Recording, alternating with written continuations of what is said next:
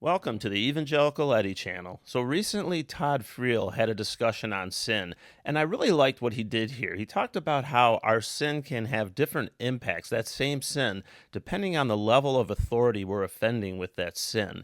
And it also made me think just holistically about the whole concept of sin, because this comes up a lot.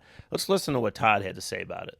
Think of it like this. If I lie to my son, no biggie. If I lie to my wife, I'm sleeping on the couch. If I lie to my boss, I could get fired. If I lie to the government, it could be deemed treason. At the very least, it would be considered perjury. In other words, the crime was the same in each instance.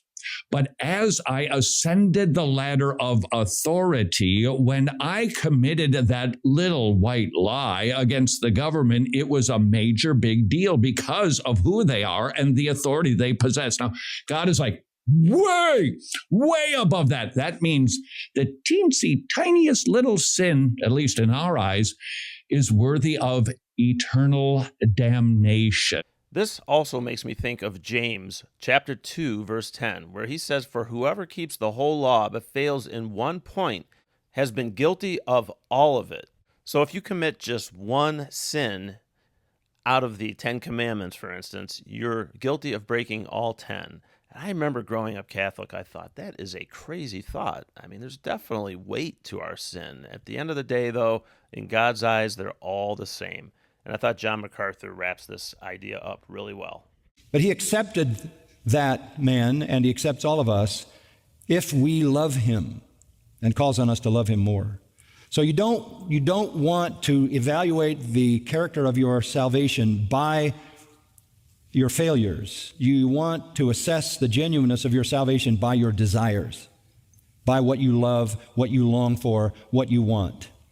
And you're here. And that says everything. This is not a place for people running from God. This is a place for people running to him. Why do we struggle with assurance?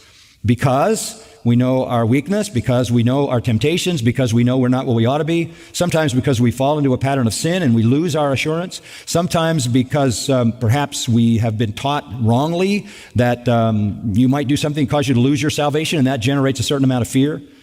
But to go back to the main point, the very desire of your heart is the evidence of the work of God in your life, because unregenerate enemies of God don't have those desires. So if you're struggling with the fact that you're committing a sin and it therefore is like causing all kinds of sins in God's eyes, any one little sin is enough for eternal punishment, just keep in mind that if you're struggling with this issue, that desire that you have to please God and obey God is proof that it's really not something you need to struggle with. Yes, we need to eradicate sin from our lives, and as we get sanctified, we get better and better at doing that. That's the purpose of sanctification, to make us more holy and more like God.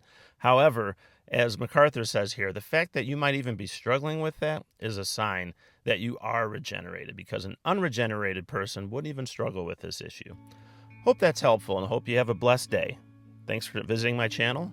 Talk to you soon.